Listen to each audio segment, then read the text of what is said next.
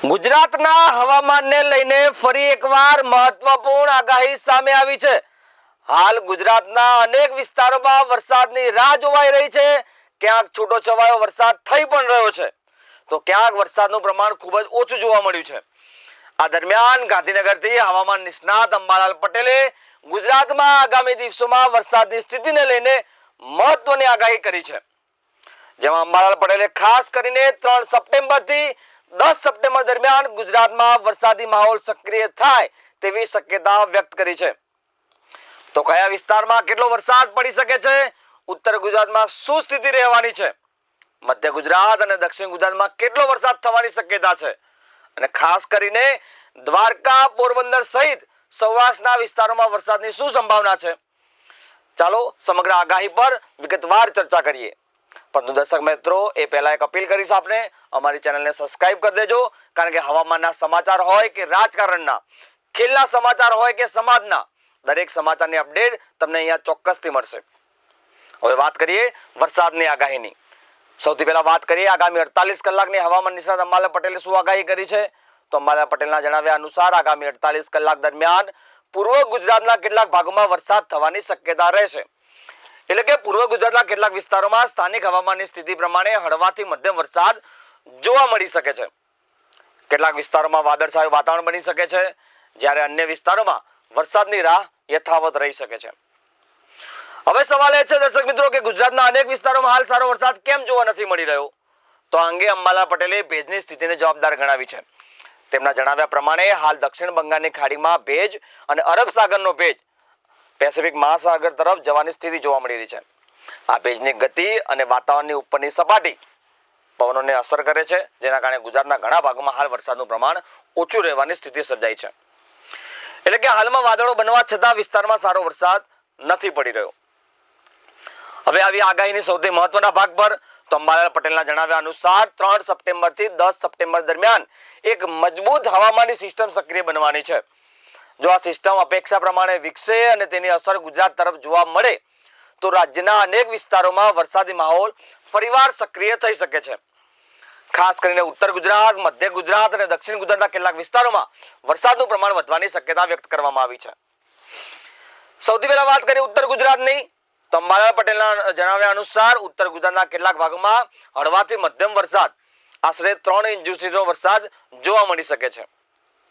આગામી દિવસોમાં વરસાદની સિસ્ટમ શું સ્થિતિ બને છે, કયા તાલુકામાં કેટલો વરસાદ પડશે, આ તમામ સિસ્ટમ જ્યારે સક્રિય થાય આગામી 2-3 દિવસ બાદ આપણને ખબર પડે કે ઉત્તર ગુજરાતમાં કેવી સ્થિતિ સર્જાવાની છે। હવે વાત કરીએ મધ્ય ગુજરાતની, તો મધ્ય ગુજરાતના કેટલાક ભાગોમાં પણ વરસાદની સારી સંભાવના તેમણે વ્યક્ત કરી છે। અંબાલાલ પટેલના અનુસાર અહીંયા પણ હળવાથી મધ્યમ વરસાદ સાથે આશરે 4 ઇંચ જેટલો વરસાદ થવાની શક્યતા છે। જો સિસ્ટમ મજબૂત બને અને ભેજની સ્થિતિ અનુકૂળ રહે તો મધ્ય ગુજરાતના કેટલાક વિસ્તારોમાં વરસાદનું પ્રમાણ વધતું પણ જોવા મળી શકે છે। એટલે કે 4 ઇંચ કરતાં પણ વધારે વરસાદ થાય જો સિસ્ટમ સંપૂર્ણપણે યોગ્ય રીતે કામ કરે તો। જો કે કયા ચોક્કસ વિસ્તારમાં કેટલો વરસાદ થશે તે આગામી હવામાનની મોડેલ અને સિસ્ટમની દિશા પર નિર્ભર રહેશે। દર્શક મિત્રો, હવે વાત કરીએ દક્ષિણ ગુજરાતની, તો દક્ષિણ ગુજરાતમાં સામાન્ય રીતે વરસાદ માટે મહત્વનો વિસ્તાર છે અને અહીંયા આગામી સમયગાળા દરમિયાન વરસાદની શક્યતા વ્યક્ત કરવામાં આવી છે। અંબાલાલ પટેલના અનુમાન પ્રમાણે દક્ષિણ ગુજરાતના કેટલાક ભાગોમાં હળવાથી મધ્યમ વરસાદ સાથે આશરે 4 ઇંચ જેટલો વરસાદ થવાની શક્યતા છે। ખાસ કરીને દક્ષિણ ગુજરાતમાં વરસાદની આધારિત વિસ્તારોમાં આગામી દિવસોમાં હવામાનમાં ફેરફાર જોવા મળી શકે છે। પરંતુ દર્શક મિત્રો, ફરી એકવાર કહી દઉં તમને, આ ચોક્કસ આગાહી નહીં પરંતુ હાલનું અનુમાન છે। હવે વાત કરીએ સૌરાષ્ટ્રના દરિયાકાંઠા વિસ્તારની, તો અંબાલાલ પટેલે દ્વારકા અને પોરબંદરના ભાગોમાં પણ વરસાદની શક્યતા વ્યક્ત કરી છે। તમને જણાવી દઈએ, દ્વારકા, પોરબંદર, જામનગર આ ત્રણેય જગ્યાએ ઓછો વરસાદ પડેલો છે। ખાસ કરીને સૌરાષ્ટ્રના બીજા જિલ્લાઓની વાત કરીએ ત્યાં પણ ખૂબ ઓછો વરસાદ છે, પરંતુ અંબાલાલ પટેલે આ ત્રણેય જિલ્લાઓમાં હવે સારા વરસાદની આગાહી વ્યક્ત કરી છે। અરબ સાગર તરફથી આવતો ભેજ અને સ્થાનિક હવામાનની સ્થિતિ અનુકૂળ રહે તો આ વિસ્તારોમાં પણ સારો વરસાદી માહોલ બની શકે છે તેવું અંબાલાલ પટેલનું અનુમાન છે। મિત્રો, એક જ ખૂબ મહત્વની વાત તમને જણાવી દઉં કે અંબાલાલ પટેલ દ્વારા વ્યક્ત કરવામાં આવેલું હવામાનનું અનુમાન છે।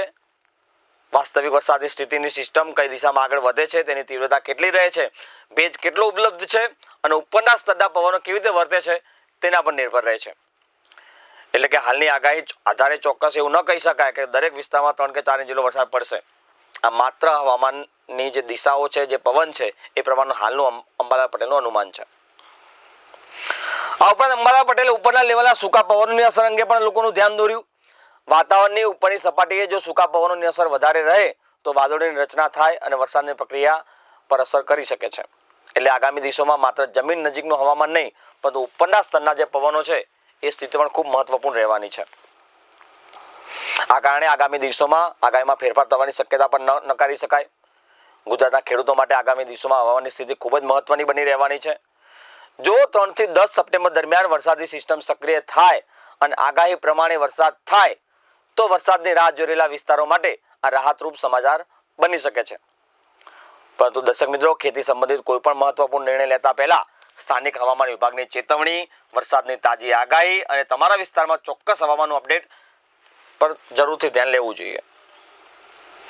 હવે આગામી 3 દિવસની મુખ્ય 3 બાબતો પર નજર કરી દઈએ તો પ્રથમ, 3 થી 10 સપ્ટેમ્બર દરમિયાન બનનારી સંભવિત સિસ્ટમ કેટલી મજબૂત બને છે એ મહત્વનું રહેશે. બીજું, આ સિસ્ટમની દિશા શું રહે છે અને તે ગુજરાત તરફ કેટલી અસર લાવે છે. અને ત્રીજું, અરબ સાગર તથા બંગાળની ખાડી તરફથી આવતા જે ભેજ છે એની સ્થિતિ કેવી રહેવાની છે એના પર નિર્ભર રહેશે. આ ત્રણેય પરિબળો ગુજરાતમાં વરસાદનું પ્રમાણ નક્કી કરવામાં મહત્વની ભૂમિકા ભજવે છે. હવામાન નિષ્ણાત અંબાલાલ પટેલની આગાહી સામે આવી છે. શું કહે છે અંબાલાલ પટેલ? આવો સાંભળી લઈએ. 48 કલાકમાં પૂર્વ ગુજરાતના ભાગોમાં વરસાદ થવાની શક્યતા રહેશે.